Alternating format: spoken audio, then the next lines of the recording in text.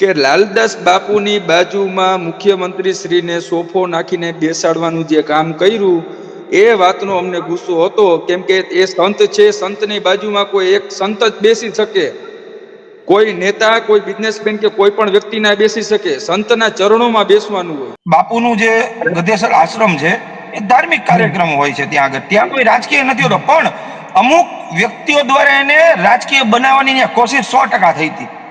જે મુખ્યમંત્રીને આમંત્રણ દેવા ગયા એ ચહેરા આપે જોયા, એમાંના જે એક બે ચહેરા એવા જે અમારી નજર સમક્ષ આવ્યા, જેઓ આ આંદોલનને લીડ કરનાર લીડરોના ચહેરા હતા. સંકલન સમિતિ ઉપર ભરોસો કર્યો હોય એ જ સંકલન સમિતિના સભ્યો સીએમ ને ગુલદસ્તા લઈને, ફૂલ પાઘડિયું લઈને એને મળવા જાય તો રાજપૂત સમાજના વ્યક્તિઓને, રાજપૂત સમાજના મહિલાઓને શું સમજવાનું? અત્યારે સંકલન સમિતિનું એવું છે કે ઓલું નથી, કબૂતર જાની જેમ ક્યાં સંકલન સમિતિ વહી ગઈ એ કઈ ખબર જ ના પડી ચૂંટણી પછી.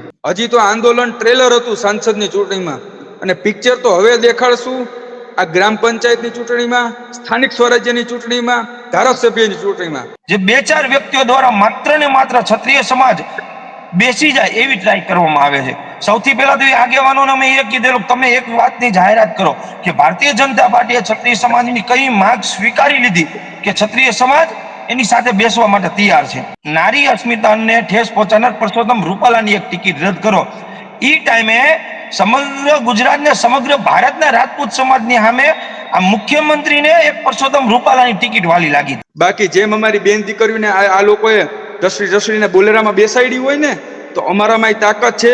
અમે ભાજપના કમલમમાંથી ઢસડીને આ લોકોને બહાર મારીને કોથરા જેવા કરી નાખ્યા હોય. આ તો અમારી માન મર્યાદા અમારા ભાઈઓ સામે હતા પોલીસમાં, એટલે અમને નડતા હતા. બાકી કમલમમાંથી આ લોકોની ટોપી ઉતારીને ઢસડીને બહાર કાઢીને મારી, કેમ કે આ લોકોએ અમારી મા બેન દીકરીઓને અપમાન કર્યું હતું. અમે જો આ દેશ માટે, અન્ય સમાજની સ્ત્રીઓ માટે અમે મરી જતા હોય તો અમારી બેન દીકરીઓનું અપમાન કર્યું હોય એ લોકોને અમે મૂકી. નમસ્કાર મિત્રો, પરસોત્તમ રૂપાલાનું એક નિવેદન અને ક્ષત્રિય સમાજનું આંદોલન, એક બાદ એક સભાઓ અને લોકસભા ચૂંટણી આવી.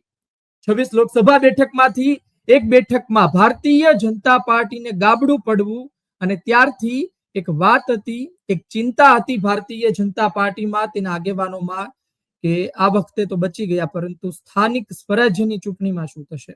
આ સ્થાનિક સ્વરાજ્યની ચૂંટણી ઉંબરે આવીને ઊભી છે, અને આ થોડા દિવસો પહેલા જ ગધેથડમાં ક્ષત્રિય સમાજ ભેગો થયો હતો. લાલ બાપુ કે ક્ષત્રિય સમાજ માટે એક આસ્થાનું કેન્દ્ર, ગાયત્રી આશ્રમ ગધેથડ, અને ત્યાં મુખ્યમંત્રી ભૂપેન્દ્ર પટેલ આવે છે.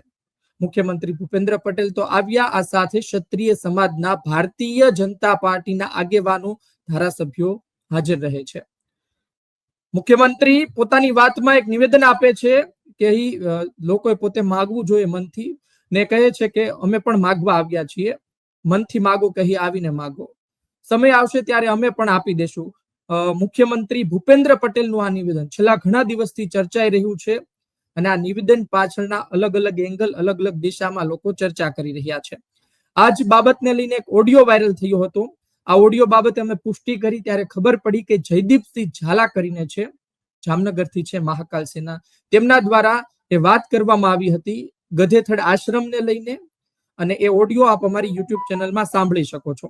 વાત એ છે કે શા માટે એ વાત કરવામાં આવી. મુખ્યમંત્રી આવ્યા ગધેથડ આશ્રમમાં, શું રાજકારણ ગરમાઈ રહ્યું છે તેવા સવાલો કેમ થવા લાગ્યા? આ તમામ બાબતે જયદીપસિંહ ઝાલા આપણી સાથે જોડાઈ રહ્યા છે, અને અન્ય ક્ષત્રિય સમાજના યુવાનો કે જેની સાથે વાત કરવી છે, ક્ષત્રિય આંદોલનને લઈ, વર્તમાન સ્થિતિને લઈ, સ્થાનિક સ્વરાજ્યની ચૂંટણીને લઈ, ગધેથડ આશ્રમમાં શું થયું અને શા માટે વાંધો છે, મુશ્કેલી શું છે, આ તમામ બાબતે આપણે વાત કરીશું. આપણી સાથે જયદીપસિંહ ઝાલા જોડાયા છે. આપનું સ્વાગત છે જયદીપસિંહ. સંજયસિંહ ચુડાસમા જોડાયા છે આપણી સાથે, અને રવિરાજસિંહ જોડાયા છે. આપ ત્રણેય મિત્રોનું સ્વાગત છે. જય માતા, જય શ્રી માતા.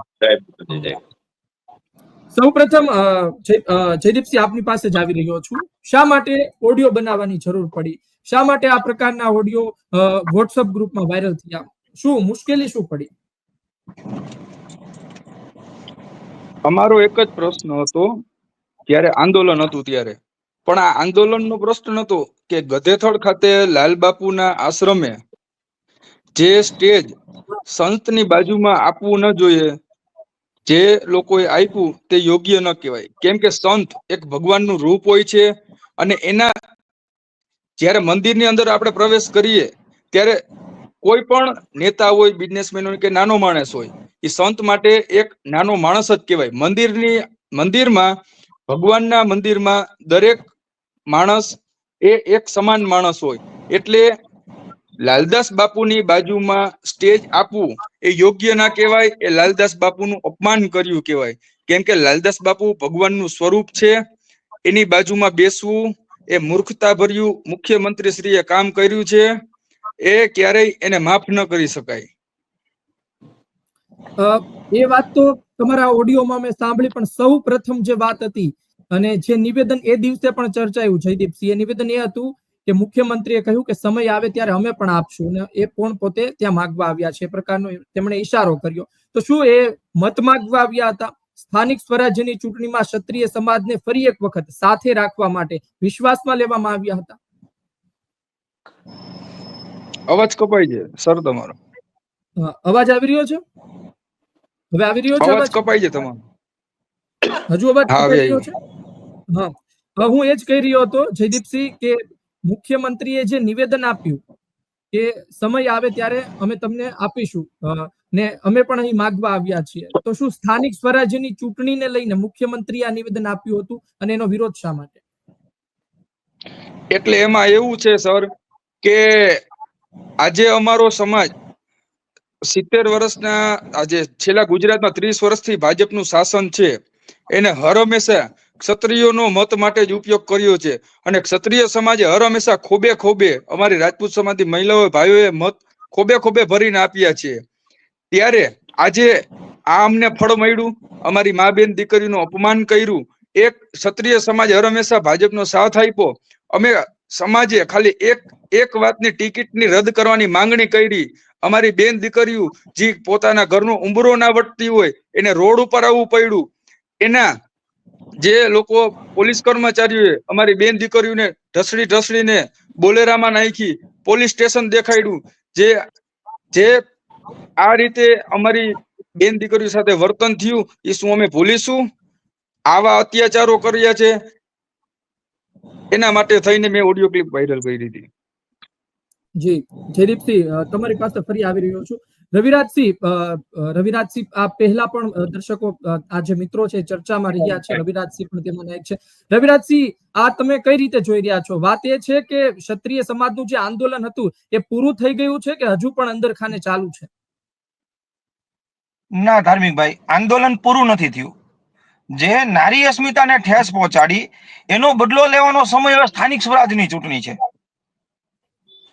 ગુજરાતની અંદર રાજકારણમાં કોઈ પણ એક એવો સમાજ નથી કે જે લોકસભામાં કોઈ એક સમાજ ટક્કર આપી શકે, પણ સ્થાનિક સ્વરાજની ચૂંટણી એવી છે જેની અંદર લોક ચાહનાથી મત મેળવવાના હોય, જ્ઞાતિ લેવલે મત મેળવવાના હોય. જ્યારે ગુજરાતની હું તમને આંકડાકીય માહિતી છે, ઘણી બધી એવી જિલ્લા પંચાયતો કહ્યું જેની અંદર ક્ષત્રિય સમાજનું ખૂબ સારું પ્રભુત્વ છે. ઘણી સીટો એવી છે જેની અંદર ક્ષત્રિય સમાજ 100% ચૂંટાય છે પોતાના મતથી. ઘણી સીટો એવી છે જેની અંદર ક્ષત્રિય સમાજ કોઈ અન્ય સાથે મળીને મતદાન કરે તો ત્યાં રિઝલ્ટ ફરી શકે છે. એટલે હવે જ્યારે નારી અસ્મિતાને ઠેસ પહોંચાડવા માટેનો બદલો લેવાનો સમય તો જ્યારે હવે નજીક આવી રહ્યો છે, એટલા માટે ભારતીય જનતા પાર્ટી હવે પછીના બધા કાવા દાવા ચાલુ કરે છે.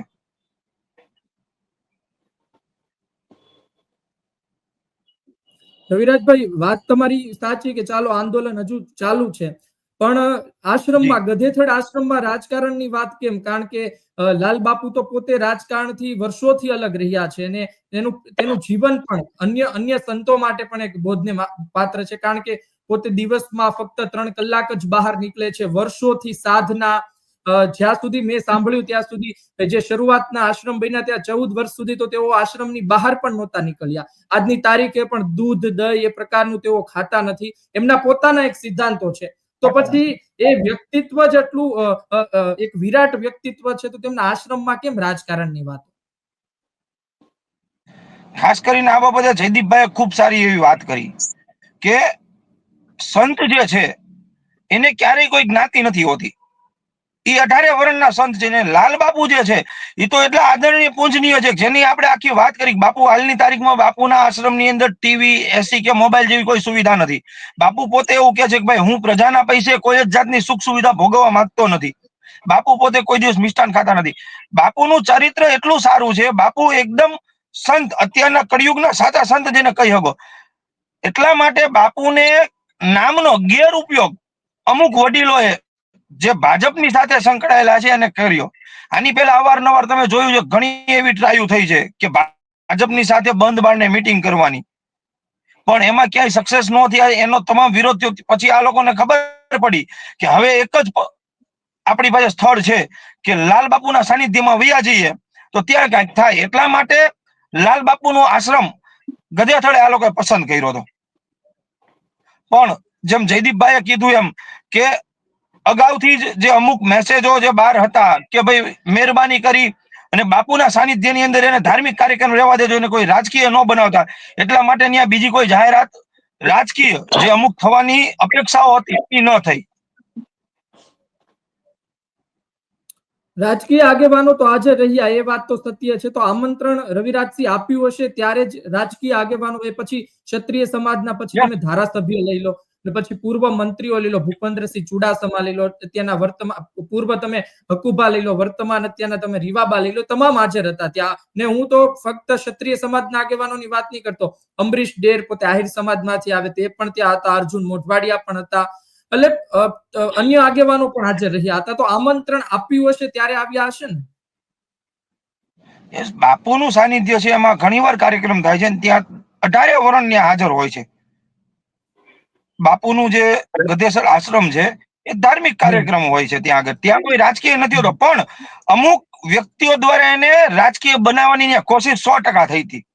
જેમ મુખ્યમંત્રીને આમંત્રણ દેવા ગયા એ ચહેરા આપે જોયા, એમાંના જે 1-2 ચહેરા એવા જે અમારી નજર સમક્ષ આવ્યા જેઓ આ આંદોલનને લીડ કરનાર લીડરોના ચહેરા હતા. એ લોકો મુખ્યમંત્રીને આમંત્રણ દેવા ગયા હતા. ખૂબ દુઃખની વાત કહેવાય કે આજે અસ્મિતાની લડાઈ છે સમગ્ર ગુજરાત ને સમગ્ર ભારતનો ક્ષત્રિય સમાજ લડ્યો હતો, કોઈ 2-5 વ્યક્તિ નહીં. જ્યારે વાત હવે પછીના આંદોલનની આવે ત્યારે આ આંદોલનને લીડ કરનાર લીડરો ગુલદસ્તો લઈને મુખ્યમંત્રીશ્રીને આમંત્રણ દેવા ગયા હતા. એ જરા યોગ્ય વાત ન કહેવાય. ચાલો રવિરાજ, રાજપૂત સમાજ આખા ગુજરાતના રાજપૂત સમાજે સંકલન સમિતિ ઉપર ભરોસો કર્યો હોય, એ જ સંકલન સમિતિના સભ્યો સીએમ ને ગુલદસ્તા લઈને ફૂલ પાઘડિયું લઈને એને મળવા જાય તો રાજપૂત સમાજના વ્યક્તિઓને, રાજપૂત સમાજના મહિલાઓને શું સમજવાનું? શું સમજવાનું? એનો પણ સંકલન સમિતિએ સ્પષ્ટતા કરવી જોઈએ. આજે જે સમાજે તમારો પર વિશ્વાસ મૂક્યો તો એનું શું? સંકલન સમિતિને પણ સ્પષ્ટતા કરવી જોઈએ આ બાબતે. જયદીપસિંહ, તમે કરણસિંહ ચાવડાની તેની વાત કરી રહ્યા છો, તેમના દ્વારા જે સતત આંદોલન આગળ ચલાવવામાં આવ્યું. કરણસિંહ ચાવડા ત્યાં આગળ મળવા ગયા હતા મુખ્યમંત્રીને આમંત્રણ દેવા કે મળવા માટે. તો જે તે ટાઈમે આંદોલન ચાલુ થયું ત્યારે અમારી જેવા હજારો યુવાનો, જયદીપભાઈ છે, અમારી જેવા હજારો યુવાનો જેઓ ભારતીય જનતા પાર્ટીમાં ખૂબ સારા એવા હોદ્દા ઉપર હતા, ઘણા વડીલો જેઓ 40 વર્ષથી ભારતીય જનતા પાર્ટીમાં ચૂંટાતા હતા, ચૂંટાયેલા ચાલુ પ્રતિનિધિ છે, જેઓએ આ જે વડીલો જે આ લીડર કરનાર લીડરો હતા એની ઉપર ભરોસો રાખી સમાજની માટે થઈ અને એને ભારતીય જનતા પાર્ટી મૂકી સમાજ માટે. તો અત્યારે આ આંદોલન તો છે ને રાજપૂત કરણી સેના દ્વારા આંદોલન ચાલુ થયું હતું. ત્યારે કે ગુજરાતના જે રાજપૂત કરણી સેનાના પ્રમુખ છે અમારા જે વીરભદ્રસિંહ સાહેબ જાડેજા સાહેબ, અમારા સૌરાષ્ટ્રના જે પ્રમુખ છે દોલુભા જાડેજા સાહેબ, ત્યારે રાજકોટથી પદ્મિનીબાએ પણ શરૂઆત કરી હતી. બધા લોકોએ સાથે મળીને, કેટલા લોકોએ, રવિરાજસિંહ, સંજયસિંહ, અમે છીએ, ગુજરાતના ઘણા યુવાનોએ, પણ શરૂઆત રાજપૂત કરણી સેનાના લોકોએ શરૂઆત કરી હતી. પણ આ સંકલન સમિતિ ક્યાંથી ઉઠતી ગાતી આવી ગઈ અમને ખબર ના પડી. અને પહેલી વાર અમે તો નામ સાંભળ્યું ગુજરાત સંકલન સમિતિનું. અને બધાય લોકોએ, રાજપૂત સમાજના બધા લોકોએ, ગુજરાતના રાજપૂતોએ તેના ઉપર વિશ્વાસ મૂક્યો. પણ અમને એ નથી ખબર કે પાછળ સમાજને અંધારામાં રાખી આ લોકો શું શું કરે છે, એનું મન પાવે ત્યારે મુખ્યમંત્રીને મળી આવવું, એ લોકો એ વસ્તુ યોગ્ય ના કહેવાય સમાજની દ્રષ્ટિએ. કરણસિંહે પોતે જ આમંત્રણ આપ્યું હતું મુખ્યમંત્રી ભૂપેન્દ્ર પટેલને આવવા માટેનું. ઈ કોણે આપ્યું ઈ તો મને નથી ખ્યાલ, પણ મળવા તો ઈ લોકો ગયા હતા સમાજના લોકો. એમાં કરણસિંહ ચાવડા પણ હતા, એ બધા લોકો હતા. એ જે સમાજે તમારો પર વિશ્વાસ મૂકી આંદોલનમાં તમને સપોર્ટ કર્યો હોય, તમને સમાજના લીડર બનાવીને તમારી વાતને માન્ય રાખી હોય, આજે તમે જ મુખ્યમંત્રીને ગુલદસ્તા દેવા જાવ, પાઘડિયું પહેરાવા જાવ, તો સમાજને સમજવાનું શું? જયદીપસિંહ, તમારી પાસે ફરી આવી રહ્યો છું. સંજયસિંહ પાસે જઈ રહ્યો છું. સંજયસિંહ, તમે કઈ રીતે જોઈ રહ્યા છો? કારણ કે મુખ્યમંત્રીએ જે નિવેદન આપ્યું હતું કે અહીં લોકો આવે છે, કોઈ મનમાં માગી લે, કોઈ સીધું માગતા હોય છે, અમે પણ સમય આવે ત્યારે આપીશું. આ નિવેદનને તમે કઈ રીતે જોઈ રહ્યા છો મુખ્યમંત્રીના? ધાર્મિકભાઈ, હું પહેલા તો એ વાત સ્પષ્ટતા કહી દઉં કે લાલ બાપુ ક્ષત્રિય સમાજના તો છે તે આદરણીય, અન્ય દરેક સમાજના આદરણીય છે. અને બીજી ખાસ એ વાત કહું, આ તો અમારા ક્ષત્રિય સમાજની થોડી કમ નસીબી કહેવાય કે આવા ભગવાન રૂપી લાલ બાપુ એટલે આજના યુગમાં જે રીતે રહે છે, એટલે સમજી લો ને કે ભગવાન રૂપી જ છે. અગર અન્ય સમાજમાં આવા મહાસંત જો થયેલા હોય યા તો કોઈ પ્રેઝન્ટ હોય, તો એ લોકો એને બિલકુલ એકદમ ભગવાનનો દરજ્જો આપી દે, બહુ ઉપર લઈ જાય. પણ થોડી અમારા સમાજમાં હજી થોડું એ કમી પેશી લાગ્યું કે જ્યારે આવા કોઈ કાર્યક્રમ થાય એને ખાલી ધાર્મિક કાર્યક્રમ તરીકે જોડવા જોઈએ. પેલા તો આ વારંવાર લાલ બાપુનું અને એ ગધેથળ સ્થાનનું જે નામ લઈએ છે ને, એ પણ બહુ ખોટું અને ગલત કહેવાય. કારણ કે એની મહિમા ઘટે. આ રાજકારણમાં યા તો વચ્ચે કઈ પણ એનું નામ પણ ખાલી લઈએ ને, તો એની મહિમા ઘટે. તો મારા ખ્યાલ મુજબ કે એ જે ચેપ્ટર છે એને બિલકુલ ક્લોઝ કરવું પડે આપણે. એનું રીઝન ખાલી હું તમને એટલું જ કહીશ કે લાલ બાપુજી એમના મુખેથી જે બોલે છે, યા તો એમને જે પ્રવચન આપ્યું છે, એમને જે વાત કરી, 1 થી 2 મિનિટની જે વાત કરી, અગર તમે એ સીધી સાંભળી લ્યો ને, તો આપણે એક ક્લિયર મેસેજ જાય કે આપણે આની અંદર હવે આનાથી, આ વાતથી યા તો ગધેથડના મુદ્દાથી દૂર રહેવું જોઈએ. કેમ કે એમને સ્પષ્ટતા કરી હતી, એક ધાર્મિક કાર્યક્રમ છે, ચાહે એમાં કોઈ પણ આવે, આપણે એનાથી બને ત્યાં સુધી મારું જે હું કહેવા માંગુ છું, મારું કહું છું, હું દરેકને આમાં જોડવા નથી માંગતો, પણ જે મારું મન કહે છે કે જે લાલ બાપુના મુખે જે બોલે છે, તો આપણે એના સાથે તો રહેવું જ પડશે. જે લાલ બાપુ બોલે, અગર આપણે એને માનતા હોય તો એમને જે બોલ્યા છે કે ભાઈ આ ધાર્મિક કાર્યક્રમ હતું, અહીંયા કોઈ જાતનું રાજકારણ નથી કરવામાં આવ્યું, તો એનો મતલબ સ્પષ્ટ છે કે ત્યાં કોઈ પણ જાતનું રાજકારણ હતું જ નહીં. રહી વાત તમે કીધું કે ચાહે ભાજપના ગયા હોય કે કોંગ્રેસના ગયા હોય, અન્ય ગયા હોય ક્ષત્રિય સમાજના, તો એ ક્ષત્રિય સમાજને ખુલ્લું અને જાહેર નિમંત્રણ હતું. એ વાત ક્લિયર છે. તો એમાં કોઈ પણ જઈ શકે. એટલે હું એ કોઈ બાબતે ટિપ્પણી કરવા નથી માંગતો. મારું તો મંતવ્ય એ છે કે જે અત્યારે તમે જે હાલ જે ટોપિક ઉપાડ્યો છે ને લાલ બાપુ ઉપરનો, એ ટોપિકને પેલા તો ખતમ કરો. રહી વાત ટોપિકની બહાર, ગધેથડની બહારની કોઈ પણ વાત હોય, એને એ મુદ્દાને ઉપાડો, એમાં મને કોઈ પ્રોબ્લેમ નથી.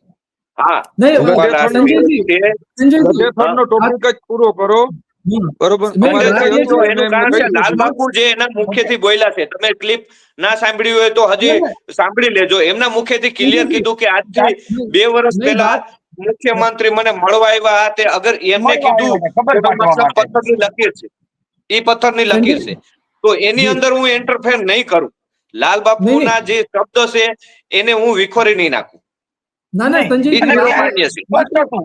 વાત એ કરી રહ્યો છું, હું વાત એ કે ગધેથડમાં રાજકારણ એનું મહિમા ઘટે છે. વારંવાર એના ટોપિક થી અમે આવીએ તો અમે વાત કરીએ કોઈ પણ ન્યૂઝ ચેનલ સાથે. મને ઘણા ન્યૂઝ ચેનલ બીજા તે કીધું, પણ મેં કીધું બને ત્યાં સુધી આને અવોઇડ કરીએ. એનું કારણ છે એનું મહિમા ઘટે છે. આ તો અમે એને આટલા હજી ઓલું કરતા નથી. ક્ષત્રિય સમાજે તો એને એકદમ ભગવાનની જેમ પૂજા કરવી જોઈએ. જે રીતે અત્યારે કળિયુગની અંદર જે લાલ બાપુ કરી રહ્યા છે ને, એનો કોઈ ગુરુ જાહેર કરવા જોઈએ. સંજયજી, હું વાત એ કરી રહ્યો છું, તમામ મિત્રોને હું કહી રહ્યો છું એ વાત કે ગધેથડમાં રાજકારણ થઈ રહ્યું છે એ કોઈ વ્યક્તિ સાબિત કરવા નથી માંગતા.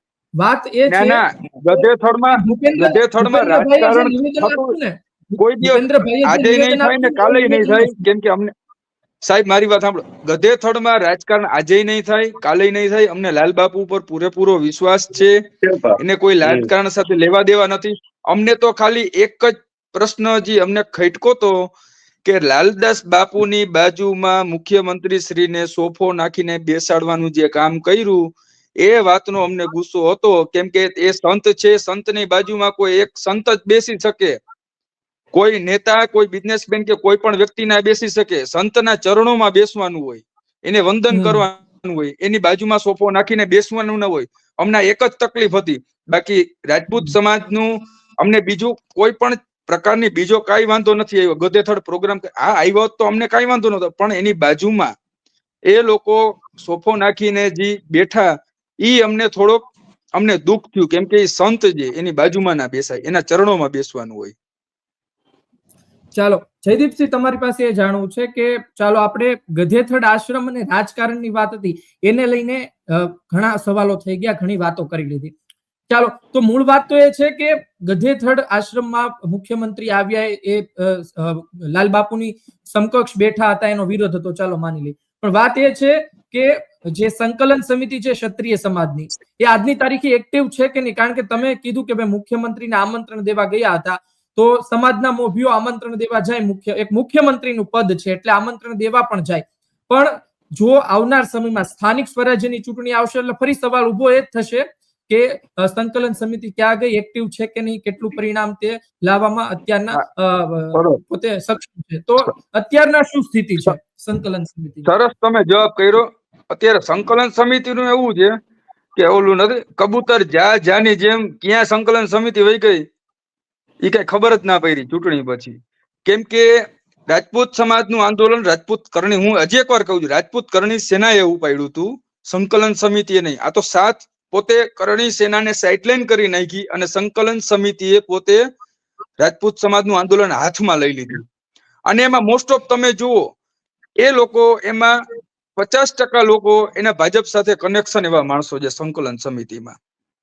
એ વાત સ્પષ્ટતા કરવી જોઈએ. મુખ્યમંત્રીને બોલાવવા, નાની પહેલા અમદાવાદ ગોતા ખાતે એ લોકોએ પ્રોગ્રામ કર્યો હતો, એ વાત યોગ્ય ના કહેવાય. જે સમાજે તમને સાથ આપ્યો હોય આંદોલનમાં, તમને સ્ટાર બનાવ્યા હોય, તમને નેતા માયના હોય સમાજના, આજે તમે જ લોકો પાઘડિયું પહેરાવી તમને આમંત્રણ દેવા જાવ તો એ વાત યોગ્ય ના કહેવાય. તો આમાં સમાજને તમે અંધારામાં રાખો છો કે શું, એ સ્પષ્ટતા કરવી જોઈએ. અમે રાજપૂત કરણી સેના જામનગર, રાજપૂત કરણી સેના ગુજરાતમાંથી આંદોલનની શરૂઆત કરી હતી અને ફરીથી ગુજરાતમાં તમામ સંગઠન, જામનગરથી મહાકાલ સેના હોય કે અલગ અલગ નાની નાની સંસ્થાઓ છે ગુજરાતભરમાં, કેમ કે દરેક જિલ્લામાં રાજપૂત કરણી સેનાનું વર્ચસ્વ છે દરેક જિલ્લામાં, એટલે રાજપૂત કરણી સેનાને જ અમે આગળ કરીશું. અને આ આંદોલન રાજપૂત કરણી સેનાનું બીડું ઝડપે અને આ આંદોલન ત્યાં સુધી ચાલુ રહેશે જ્યાં સુધી પરસોત્તમ રૂપાલાને પદ ઉપરથી હટાવવામાં નહીં આવે. કીધું હતું ને કે સરપંચથી સાંસદ સુધી અમે આંદોલન ચાલુ રાખીશું. તો શું સાંસદની ચૂંટણીમાં અમને એનું ફળ ના મળ્યું, કોઈ વાતનો ગમ નહીં, કેમ કે પહેલી જ વખતમાં કોઈ જીત નથી થઈ શકતી હોય. બીજી વાર નિષ્ફળ જશું, ત્રીજી વાર અમે સફળ થશું, પણ એક દિવસ અમે રાજપૂત સમાજને ન્યાય દેવડાવીને લેશું. ત્યાં સુધી અમે જંપીશું નહીં. અને આ આંદોલન, હજી તો આંદોલન ટ્રેલર હતું સાંસદની ચૂંટણીમાં, અને પિક્ચર તો હવે દેખાડશું આ ગ્રામ પંચાયતની ચૂંટણીમાં, સ્થાનિક સ્વરાજ્યની ચૂંટણીમાં, ધારાસભ્યની ચૂંટણીમાં. આ તો હજી ખાલી ટ્રેલર હતું. અને હવે તમને દેખાડીશું કે રાજપૂત સમાજ શું છે. કેમ કે ત્યારે સાંસદના મતદાનમાં અમારા મતની વેલ્યુ કાંઈ નથી, અને સ્થાનિક સ્વરાજ્યની ચૂંટણી, ગ્રામ પંચાયતની ચૂંટણીમાં તો નાના નાના મતની વેલ્યુ હોય, એમાં તો 500,000 મતમાં સીટ આમથી આમ થઈ શકે. એટલે ત્યારે રાજપૂત સમાજની તાકાત દેખાશે અને ત્યારે અમે દેખાડીશું કે રાજપૂત સમાજ શું છે. આ રાજપૂત સમાજની મહિલાઓનું જે અપમાન કર્યું છે એ તે દિવસો અમે દેખાડશું એને. જી જયદીપસિંહ. રવિરાજસિંહ, જે રીતે જયદીપસિંહે કહ્યું કે કબૂતર જા એ પ્રકારે સંકલન સમિતિ ક્યાં ગઈ એ ખબર નથી. ચાલો એ માનીએ કે સંકલન સમિતિ, પણ તો ભાઈ મુશ્કેલી તો ક્ષત્રિય સમાજને પડશે ને, કારણ કે જો સંકલન સમિતિ નહીં હોય તો પછી આંદોલન ચલાવવા માટે એક બેઝ કયો ક્લિયર કરશે? કારણ કે કોણ ચલાવશે? હવે સંકલન સમિતિના પીટી જાડેજા પાછા ગધેથડ પાછા હાજર હતા એ કાર્યક્રમમાં. આપ સાંભળો, સૌથી પહેલા તો જેમ અમારા મોટાભાઈ સંજીભાઈ વાત કરી એમ કે ગધેથડ છે એ ધાર્મિક આસ્થાનું કેન્દ્ર છે. ત્યાં 18 વર્ષની એન્ટ્રી હોય છે, ત્યાં કોઈ રાજકીય ન હોય, ત્યાં ભાજપ, કોંગ્રેસ, આમ આદમી પાર્ટી તમામ નેતાઓ જાય છે. જયદીપભાઈનો એક મુદ્દો બહુ સાચો હતો કે ભાઈ તમે બાપુની જગ્યામાં જે બાપુનું સ્થાન છે એની બાજુનું સ્થાન તમે કોઈને ન આપી શકો. હવે સંકલન સમિતિની તમને ટૂંકી માહિતી આપી દઉં. સંકલન સમિતિ એટલે ગુજરાતની દરેક સંસ્થાઓને મળીને એક સંકલન સમિતિ થઈ. એ પછી એમાં એક કોર કમિટીની રચના થઈ. આ કોર કમિટીની અંદર જ્યારે તે ટાઈમે આંદોલન ચાલુ હતું ત્યારે આંદોલનની અંદર લીડ કરતા લીડર એટલે કરણસિંહ ચાવડા. હા, એમનેમ સીએમ ને ગમે એ મળવા જાય કોઈ વાંધો નહીં, પણ જ્યારે તમે કોઈ પણ આંદોલન કે કોઈ પણ સંસ્થાન તમે લીડ કરતા લીડર હોવ ત્યારે તમારે એ ન ભૂલી જવું જોઈએ કે તમારી પાછળ આખો સમાજ છે, તમારા ભરોસે આખો સમાજ છે. ત્યારે તમે કોઈ એક વ્યક્તિગત સંબંધમાં ન હોઈ શકો. સીએમ ની સાથે તો ઘણા એવા વ્યક્તિઓ જેને ભાજપની સાથે નજીકના સંબંધ હતા, પણ આ અસ્મિતા આંદોલનની અંદર એ લોકોએ સાવ સંબંધ બગાડી નાખ્યા. હવે હું તમને કરણસિંહ ચાવડા સાહેબનો વિરોધ નથી, પણ કરણસિંહ ચાવડા સાહેબનું જે નિવેદન જો તમારી પાસે ન હોય તો યુટ્યુબમાં ધાર્મિકભાઈ મેળવી લેજો. જ્યારે આ ઇલેક્શન પૂરું થયું ત્યારે મોટાભાઈ સંજયભાઈ, જયદીપભાઈ, કરણસિંહ ચાવડાએ એવું નિવેદન આપ્યું હતું કે જ્યાં લગી પરસોત્તમ રૂપાલા ભારતીય જનતા પાર્ટીના કોઈ પણ હોદ્દા ઉપર છે ત્યાં લગી આ આંદોલન ચાલુ રહેશે. આ જ નિવેદન કરણસિંહ ચાવડાનું છે, મારું નહીં હો. ચૂંટણીના જેવી પરસોત્તમ રૂપાલા રાજીનામું આપે એ પ્રકારની પણ માંગ થઈ હતી. યસ, ત્યાં લગી અને આ નિવેદન ચાવડા સાહેબે આપેલું છે. તો હવે જ્યારે એ પોતે આ લીડ કરતા લીડર હોય ને આવી રીતના સીએમ ને મળી આવે તો બીજાએ શું વિચારવાનું? જી, જો તમારે આવી રીતના આ સંકલન સમિતિ કે કોર કમિટી આખાની વાત નથી, પણ જે સીએમ ને મળવા માટે ગયા એમની વાત છે. કોર કમિટીની અંદર ઘણા બધા વ્યક્તિઓ છે જેનું હું નામ નહીં લઉં, વીએસ થી માંડી રુદ્રસિંહ ઝાલા છે, કેટલા બધા આગેવાનો છે. પણ ક્યાંક ને ક્યાંક છેલ્લા ઘણા ટાઈમથી અમુક વ્યક્તિઓ જે 2-4 વ્યક્તિઓ દ્વારા માત્ર ને માત્ર ક્ષત્રિય સમાજ બેસી જાય એવી ટ્રાય કરવામાં આવે છે. સૌથી પહેલા તો એ આગેવાનોને અમે એ કીધેલું તમે એક વાતની જાહેરાત કરો કે ભારતીય જનતા પાર્ટીએ ક્ષત્રિય સમાજની કઈ માંગ સ્વીકારી લીધી કે ક્ષત્રિય સમાજ એની સાથે બેસવા માટે તૈયાર છે. બરોબર. હર હંમેશા ભાજપે ખાલી ક્ષત્રિય સમાજને લોલીપોપ જ આપ્યા છે, બીજું કાંઈ નથી આપ્યું. અને તમે કીધું કે સંકલન સમિતિમાં આ આંદોલનમાં સાથ નહીં આપે તો આંદોલનનું શું થશે? તો ગુજરાતના દરેક યુવાનનું આંદોલન છે, કોઈ એક નેતાનું, કોઈ એક સંગઠનનું આંદોલન નથી. નથી કરણી સેનાનું, નથી સંકલન સમિતિનું, નથી મહાકાલ સેનાનું, કોઈ પણ એક વ્યક્તિનું આંદોલન નથી, કોઈ એક સંગઠનનું આંદોલન નથી. આ સમસ્ત ગુજરાતના ક્ષત્રિયોનું આંદોલન છે. ગુજરાતનો દરેક રાજપૂત યુવાન એ નેતા છે આ આંદોલનનો. એ વાત ખાસ તમને અમે જણાવી દઈએ. સંજયસિંહ, તમારી પાસે આવી રહ્યો છું કે તમે જુઓ કે આ ગુરુદત્ત જયંતિની ઉજવણી કરવામાં આવી, પરંતુ આ ઉજવણી પહેલા બાપુએ બધા આગેવાનોને બોલાવ્યા હતા. એ પછી રાજવી પરિવારમાંથી પણ લોકો આવ્યા હતા. ત્યારે કરણસિંહ ચાવડા પોતે આવ્યા હતા અને ત્યારે પણ એમણે સ્ટેજ પરથી આ વાત તો કહી જ હતી. એમણે તો કહ્યું જ હતું કે રૂપાલાના એક નિવેદનથી અમે લાખો લોકો ભેગા થયા, અને ત્યારે પણ એ લોકો વચ્ચે પણ તેમણે એ આંદોલનની વાત કરી હતી.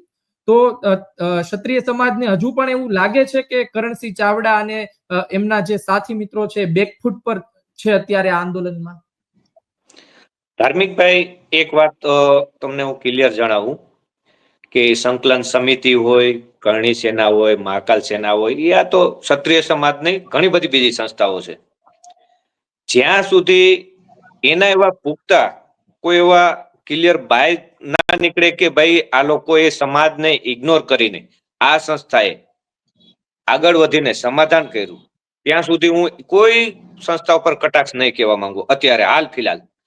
પણ હા, યસ, હું ક્ષત્રિય સમાજને અને જે કઈ સંસ્થાઓ છે એને એક સાફ શબ્દોમાં અને બિલકુલ ક્લિયર વાત કહેવા માંગીશ કે તમે ક્યારેય પણ કોઈ પણ નિર્ણય લ્યો, ગુજરાતના ગામડા હોય, ગુજરાતના જિલ્લા હોય, ગુજરાતના તાલુકા હોય, ત્યાંથી જેમ કે ગામડાથી એક ટીમ હોય, એ પછી તાલુકાની ટીમ બને, પછી શહેરની ટીમ બને. અને એ ઓલ ગુજરાતની વાત કરું છું, કેમ કે હજુ પણ ઘણા જિલ્લા એવા છે જે છૂટી ગયા છે, જેની ક્યારેય આપણે ચર્ચા નથી કરતા, યા તો ક્યારેય ચાહે સંકલન સમિતિ હોય કે અન્ય કોઈ પણ સંસ્થા હોય એને હજી આગળ સાથે નથી લેતી. તો જ્યારે પણ કંઈ પણ વાત બને યા તો કોઈ પણ એમની સાથે સંવાદ થાય, તો દરેક જિલ્લામાંથી જે એક ટીમ બને, જેની ગામડાની હોય સાથે એના જોઈન્ટમાં અને તાલુકાની હોય, દરેક જિલ્લામાંથી 5 થી 10 એવા, ચાહે કાર્યકર્તા કહીશું, આગેવાન નહીં કહું, કાર્યકર્તા કહીશ, અથવા તો જે આ જે સંસ્થાઓ છે એમાંથી તે એક ટીમ બનીને એક જગ્યાએ એક સ્થાનિક ઉપર બેસીને જે નક્કી કરે એ ચર્ચા પેલા સ્ટાર્ટમાં કરે, ત્યાં જ તે એ પછી સરકારશ્રી પાસે જાય, ચાહે સંકલન સમિતિ હોય, ચાહે કરણી સેના હોય કે અન્ય કોઈ પણ સંસ્થા હોય. એમનેમ ડાયરેક્ટલી ત્યાં ના જવું જોઈએ. આજે કહું છું, અને પહેલા કીધું તું મેં, ફરીથી કહું છું, અગર કહેતા હોય, કોઈ કહેતું હોય કે કોઈ ગઈ છે કમિટી, તો એના કોઈના જવાથી, 5 જણા જવાથી, 10 જણાના જવાથી પૂરા ક્ષત્રિય સમાજનો કોઈ ફેસલો નથી કરી શકવાનો. એનું રીઝન કહું છું કે આજે હમણાં તમે કીધું ને આંદોલન ટાઈમે કોઈને કઈ કોઈ વસ્તુની ખ્યાલ જ નતો, કેમ કે ઘણા વર્ષોથી કોઈ પ્રકારનું એવું તો આંદોલન થયું નથી. અને જે પ્રકારે આંદોલન થયું એમાં લગભગ દરેકે સાથ આપ્યો, અને આ જે કહેવાય ને સ્વયંભૂ આંદોલન હતું. હા, એના કડી, એનું ચેનલ, એનું જે કે ને ચેન બનવા માટેનું જે એક મંચ હતું, એ દરેક અલગ અલગ સેનાએ, કરણી સેના હોય, સંકલન સમિતિ હોય, યા તો અન્ય સંસ્થાએ એનું ચેન સિસ્ટમ જરૂર બનાવી છે. અને સારી વસ્તુ છે, એ ચેન સિસ્ટમના કારણે તે આજે પણ ક્ષત્રિય સમાજનું જે આંદોલન થયું, જે અસ્મિતાની લડાઈનું આંદોલન થયું, એના આજે પરિણામ તો સારું આવ્યું છે 100%. રૂપાલે જીતી ગયો, એનાથી કોઈ ફરક નથી પડતો. હાર જીત કોઈની પણ થાય ને. અમે જ્યારે સ્ટાર્ટિંગ કર્યું ત્યારે અમારે આ લાઈન ક્લિયર હતી કે આપણે ખાલી જીતવા માટે નથી ઉતરતા, આપણે ઉતર્યા છે શેના માટે? અસ્મિતાની લડાઈ, નારી શક્તિના અપમાન માટેની લડાઈ માટે ઉતરાશે. હાર જીત કોઈ પણ થાય, પણ આપણે અંદર ઉતરવું જરૂરી છે. એ માટે અમે આ ઉતરાતા, ને એ બદલ એ ટાઈમે જે ચેન સિસ્ટમ થઈ એમાં દરેક સંસ્થાએ સાથ આપ્યો. કોઈ એક વ્યક્તિગત કોઈ એમ ના કહી શકે કે અમે કર્યું છે. ફર્સ્ટ પ્રોટ આ વાત કહું છું. બીજી, હવે નેક્સ્ટ ગમે ત્યારે આમની કોઈ પણ જાતની મીટિંગ થાય અમદાવાદમાં, ચાહે સંકલન સમિતિ, જે કઈ એ લોકો કરે, તમારા માધ્યમથી ક્લિયર કહું છું કે દરેક જિલ્લાથી તમારે 10 થી 15 એવા આગેવાનો, એવા કાર્યકર્તાઓને લેવા ફરજિયાત છે. એ પછી તમારો નિર્ણય કરજો. અન્યથા તમે કોઈ 5 જણા વ્યક્તિ, ચાહે સંકલન સમિતિ હોય કે કરણી સેના, કોઈ પણ જઈને કહે છે અને બહાર આવીને ઝંડો ઉપરીને કહે છે કે હવે આમ થઈ ગયું, તેમ થઈ ગયું, તો બિલકુલ યોગ્ય નથી. અને મારા મત મુજબ નહીં કરે, કેમ કે એમને ખ્યાલ છે એ કરવાથી જે પણ કરશે એ સાઇડલાઇન થઈ જાય છે. ક્ષત્રિય સમાજ એને સાઇડલાઇન કરશે, કોઈ પણ સંસ્થા હોય. આ ક્લિયર વાત છે. જી જી સંજયસિંહ, હવે આપણે સંજયસિંહે પોતાનું છેલ્લું સ્ટેટમેન્ટ આપી દીધું છે. જયદીપસિંહ અને રવિરાજસિંહ બંને પાસે છેલ્લા સ્ટેટમેન્ટ, છેલ્લી કોમેન્ટ જાણવી છે કે આ મુદ્દાને લઈને તેઓ શું કહેવા માંગે છે. વાત એ છે, છેલ્લી વાત એ છે કે મુખ્યમંત્રીએ કહ્યું હતું કે સમય આવશે ત્યારે આપીશું, પણ માગ શું છે ને તેઓ શું આપવા માંગે છે, શું લાગી રહ્યું છે? પહેલા જયદીપસિંહ આપ જણાવી દો, ત્યારબાદ રવિરાજસિંહ આપની પાસે આવી રહ્યો છે. એક પેલા તો એમને કીધું કે પેલા અમે માંગવા આવ્યા છીએ, તમે અમને આપો, પછી અમે તમને આપીશું.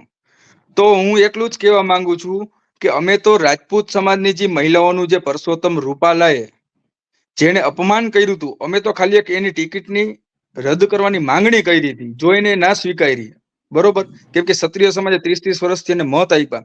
અને આપવાની વાત આવે છે તો હું એક કહેવા માંગુ છું કે રાજપૂત સમાજે આ દેશ માટે, આ ધર્મ માટે, સમાજ માટે, પ્રજા માટે, બ્રાહ્મણો માટે, સ્ત્રીઓ માટે, ગાયો માટે પોતાના બલિદાનો, પોતાના માથા કપાવીને રાજપૂતોએ ચડાવી દીધા છે.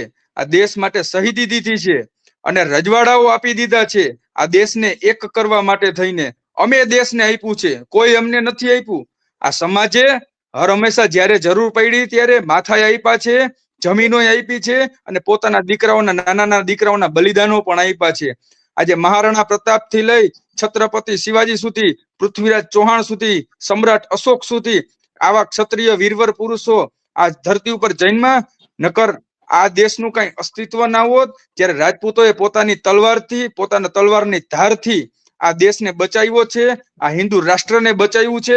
અને હિન્દુ રાષ્ટ્રની વાતો આજે કરનારા આજે જે પ્રજાઓને આજે એમ એક જાત એમ કે છે કે અમે હિન્દુ રાષ્ટ્ર બનાવશું આમ ને તેમ, પણ ક્ષત્રિયોએ હિન્દુત્વને બચાવી રાખ્યું છે પોતાની તલવારોથી અને પોતાના માથા કાપીને ચડાવ્યા ને, ત્યારે રાજપૂત સમાજે નહીં પણ આ દેશ અને હિન્દુ ધર્મ બચ્યો છે.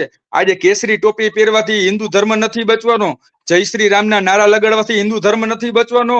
એના માટે તો તલવાર લઈને આવવું પડે, અને એ કામ ક્ષત્રિયોનું જ છે. આલુ માલુ ચાલુ લાલુનું નથી, એ યાદ રાખે.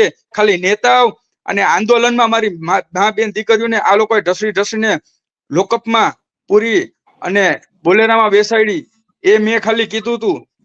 તો મારે ખાલી એટલું જ કેવું છે કે આ તો રાજપૂતો 100% માંથી પોલીસમાં છે ને, પોલીસમાં 100% રાજપૂતો માંથી છે ને, એમાં 70% રાજપૂત પરિવારના પોલીસમેન છે. ગુજરાતમાં સૌથી વધુ જો કોઈ પોલીસમાં હોય ને તો ક્ષત્રિયો છે. 70% જેટલી લગભગ વસ્તી છે પોલીસમાં. આજે ત્યારે આંદોલનમાં અમારા ભાઈઓ અમારી સામે હતા એટલે અમે મજબૂર હતા. બાકી જેમ અમારી બેન દીકરીઓને આ લોકોએ ઢસડીને બોલેરામાં બેસાડી હોય ને, તો અમારામાં તાકાત છે. અમે ભાજપના કમલમમાંથી ઢસડીને આ લોકોને બાર મારીને કોથરા જેવા કરી નાખ્યા હોય. આ તો અમારી માન મર્યાદા અમારા ભાઈઓ સામે હતા પોલીસમાં, એટલે અમને નડતા હતા. બાકી કમલમમાંથી આ લોકોની ટોપી ઉતારીને ઢસડીને બહાર કાઢીને મારી, કેમ કે આ લોકોએ અમારી મા બેન દીકરીઓને અપમાન કર્યું હતું. અમે જો આ દેશ માટે અન્ય સમાજની સ્ત્રીઓ માટે અમે મરી જતા હોય તો અમારી બેન દીકરીઓનું અપમાન કર્યું હોય એ લોકોને અમે મૂકી. હજી હું કહું છું કે ખાલી તમે આ પોલીસને હટાવી દો તો તમને દેખાડી કે રાજપૂતોની મર્દાનગી શું છે. આ તો અમારા ભાઈઓ અમને નડે છે. બાકી કોઈ દિવસ આ લોકોએ ચૂંટણી વખતે અમારા રાજપૂત સમાજના ભાઈઓને બ્લેકમેલિંગ કર્યા ધંધા મારફતે. તમે જો નડશો તો અમે તમારા ધંધા બંધ કરાવી દેશું, આમ કરાવી દેશું, તેમ કરાવી દેશું. આ અંગ્રેજોના બાપ છે. શું ગુજરાત તમારા બાપનું છે? આ ગુજરાત દરેક વ્યક્તિનું છે, દરેક સમાજનું છે. નાનાથી નાના વ્યવહાર, નાનાથી આ લોકો આવે ત્યારે પોલીસને સામે કરી દે છે, પછી પોતે ખુરશીની પાછળ છુપાઈ જાય છે. આ મોટા અંગ્રેજોની પેદાશું છે. જી જયદીપસિંહ. રવિરાજસિંહ, આપ શું કહેશો? શું માગ મુખ્યમંત્રીના આ નિવેદનને કઈ રીતે જુઓ છો? છેલ્લી કોમેન્ટ શું રહેશે? ખાસ કરીને તો આપે જે કીધું કે મુખ્યમંત્રી એવું કીધું કે હું માગવા આવ્યો છું, તો માત્ર એક રૂપાલાની ટિકિટ રદ કરવા માટે સમગ્ર ગુજરાતના સમગ્ર ભારતનો ક્ષત્રિય સમાજ ભેગો થયો હતો. માગ માત્ર એટલી હતી કે નારી અસ્મિતાને ઠેસ પહોંચાડનાર પરસોત્તમ રૂપાલાની ટિકિટ રદ કરો. ત્યાં એવું પણ કીધું હતું તમે પરસોત્તમ રૂપાલાની જગ્યાએ કોઈ પણને ટિકિટ દઈ દો. ક્યાંય એવી માંગણી નહોતી કે ભાઈ ક્ષત્રિયોને ટિકિટ દો, આપ કોઈ પણને દો, પણ નારી અસ્મિતાને ઠેસ પહોંચાડનાર પરસોત્તમ રૂપાલાની એક ટિકિટ રદ કરો. ઈ ટાઈમે સમગ્ર ગુજરાત ને સમગ્ર ભારતના રાજપૂત સમાજની સામે આ મુખ્યમંત્રીને એક પરસોત્તમ રૂપાલાની ટિકિટ વાલી લાગી હતી. ત્યારે એને આ ક્ષત્રિયો ઉપર પ્રેમ નહોતો દેખાણો. જયારે ક્ષત્રિયો માંગવા ગયા હતા ત્યારે, અને ખાસ જે સંજયભાઈએ જે વાત કરી કે સંકલન સમિતિ હોય કે ચાહે જે કોઈ સંસ્થા હોય, એને સમગ્ર ગુજરાતને સાથે રાખી અને આ બાબતનો નિર્ણય પછી જ લેવો જોઈએ, એમને ન લેવો જોઈએ. અને અમારો વિરોધ કોઈ બીજો છે નહીં. માત્ર મુખ્યમંત્રીને જે મળવા ગયા હતા એ શું કારણથી મળવા ગયા હતા? સૌથી પહેલા એમને વિચારી લેવું જોઈએ કે પોતે એક લીડર છે. એમની લીડરતામાં ઘણા બધા યુવાનો, ઘણા બધા વડીલો, ઘણા બધા આગેવાનો છે. સમગ્ર સમાજ એમની લીડરતામાં છે. તો એમને આવી રીતના સમાજને અંધારામાં રાખીને મળવા ન જવાય. જતા હોય તો એ પહેલા સ્પષ્ટતા કરવી જોઈએ. આ પરસોત્તમ રૂપાલા જેને રાજપૂત સમાજની મહિલાઓનું અપમાન કર્યું, આ એ જ પરસોત્તમ રૂપાલા છે જે ઘણા વર્ષો પહેલા અમરેલીના પણ આના ઉપર દુષ્કર્મની ફરિયાદો છે. તો આવા નેતાઓને ભાજપ ટિકિટો આપે, દીકરાની જેમ લાડ લડાવે, તોય આ લોકોની ટિકિટ ના કાપે. એક બાજુ આખો ક્ષત્રિય સમાજ, તો એક બાજુ આ બલાત્કારી નેતાઓને ટિકિટ આપી શું સાબિત કરવા માંગે છે ભાજપની સરકાર? બેટી બચાવો, બેટી પઢાઓ ને સ્ત્રી નારી શક્તિ ને અસ્મિતાની વાતો કરનારા શું સાબિત કરવા માંગે છે? તો શું નારી અસ્મિતા નથી? આ સ્ત્રીઓનું અપમાન નતું? એક બાજુ નારી અસ્મિતાની સ્ત્રીઓની રક્ષા કરીશું એવી વાતો કરનારા પોતાના જ નેતાઓ ભાજપ પાર્ટીના નેતાઓ રાજપૂત સમાજની મહિલાઓનું અપમાન કરે, એ રાજપૂત સમાજની મહિલાનું અપમાન નતું, 18 વર્ષની બેન દીકરીઓનું અપમાન હતું. કેમ કે સ્ત્રી જ્ઞાતિ ખાલી રાજપૂત જ્ઞાતિની નથી, કેમ કે દરેક સ્ત્રીનું અપમાન, કોઈ પણ સમાજની સ્ત્રી હોય એ અપમાન હોય, કેમ કે મા ભવાનીનું સાક્ષાત સ્વરૂપ છે. જી જી જયદીપસિંહ, તો આપણે અલગ અલગ મુદ્દા પર જે સંજીભાઈએ વાત કરી એ ખૂબ સરસ પોઈન્ટ સંજીભાઈ આપ્યો છે. અને એક વસ્તુ આપના માધ્યમથી વડીલોને વિનંતી કરી દઈએ છીએ કે જેમ સંજીભાઈ હમણાં વાત કરી એમ કે આપ કોઈ પણ નિર્ણય લ્યો, સમગ્ર ગુજરાતના જે કોઈ જેમાં નાના ગામડાના એક ભાઈથી લઈ અને શહેરનો મોટામાં મોટો સમાજના ઉદ્યોગપતિ હોય તો બધાને સાથે રાખી નિર્ણય લેવો જોઈએ. અને આ આંદોલન સ્વયંભૂ હતું. અને કહેવાનો મતલબ એ છે કે તમે કઈ પણ નિર્ણય લ્યો ને તો જિલ્લા વાઇઝ દરેક જિલ્લામાંથી બોલાવીને લ્યો નિર્ણય. એકલા 4 જણા 5 જણા લઈને કોઈ નિર્ણય ના લેતા, નહીં તો ભવિષ્યમાં શું થાય છે કે તમારા ખિલાફ કોઈ પણ સંસ્થા હોય, ફરીથી કહું છું, આપણે કોઈ સંસ્થાનો વિરોધ નથી કરતા, કારણ કે અસ્મિતાની લડાઈની અંદર જે કઈ આપણે જે કઈ ફળ મળ્યું છે એમાં દરેકનો ભાગ છે. ચાહે સંકલન સમિતિ હોય, શ્રી રાજપૂત કરણી સેના હોય, મહાકાલ સેના હોય અને ઘણી બધી સંસ્થાઓ અને બીજા જે બિન સંસ્થા વાળા છે એવા કાર્યકર્તા, નાનામાં નાના કહીએ ને કાર્યકર્તા, ગામડેથી લોકોનો પણ સાથ છે, સ્વયંભૂ દરેકનો સાથ છે.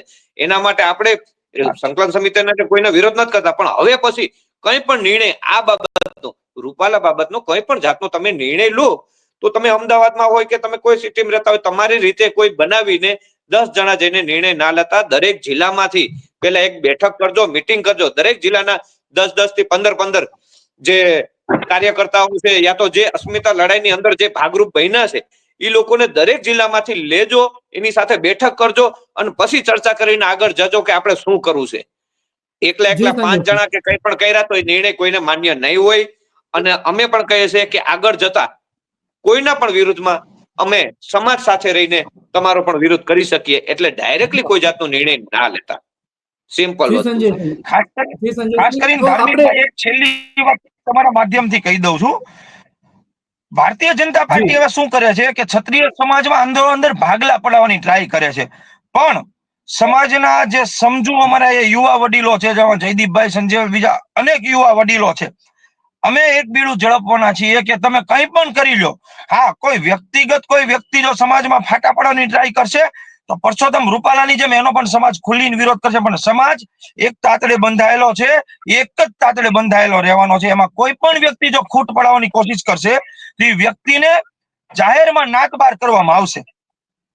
જી, તો આપણે અલગ અલગ મુદ્દાઓ પર ચર્ચા કરી લીધી છે ને હવે એવું નથી કે આ મુદ્દો પૂરો થઈ ગયો. આ મુદ્દો તો મને લાગે છે હજુ લાંબો ચાલશે અને તમામ મિત્રો સાથે અમે ચર્ચા કરતા રહીશું. સ્થાનિક સ્વરાજ્યની ચૂંટણીનું પરિણામ આવશે પછી પણ આપણે ચર્ચા કરીશું અને વચ્ચે પણ હજુ ક્ષત્રિય સમાજનો કઈ એવો બનાવ સામે આવે છે તો ચોક્કસથી આપણે વાત કરતા રહીશું.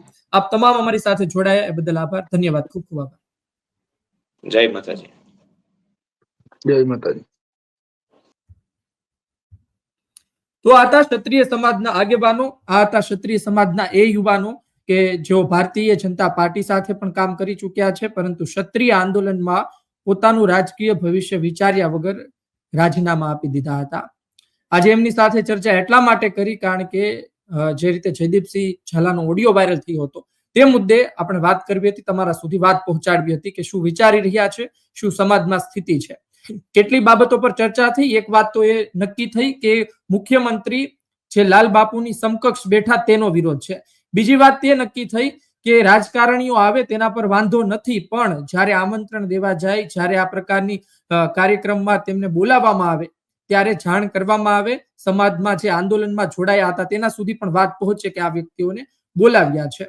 આ બંને વાત અત્યારના સામે આવી રહી છે. જોઈએ આવનાર સમયમાં શું થાય છે, સ્થાનિક સ્વરાજ્યની ચૂંટણીમાં પરિણામ શું આવે છે, કેટલી અસર બતાય છે. આવનાર સમયમાં ભારતીય જનતા પાર્ટી ક્ષત્રિય સમાજને ફરી એકવાર સાથે કરવા માટે, સાથે લેવા માટે, સાથે પોતે રહે અને મત આપે, વિશ્વાસમાં રહે તે માટે હજુ શું કરી શકે છે જોઈશું આવનાર સમયમાં. ગુજરાત તક જોતા રહો. આ માહિતી કેવી લાગી કોમેન્ટ બોક્સમાં અમને જરૂરથી કહેજો. આ ચર્ચા કેવી લાગી જરૂરથી કહેજો.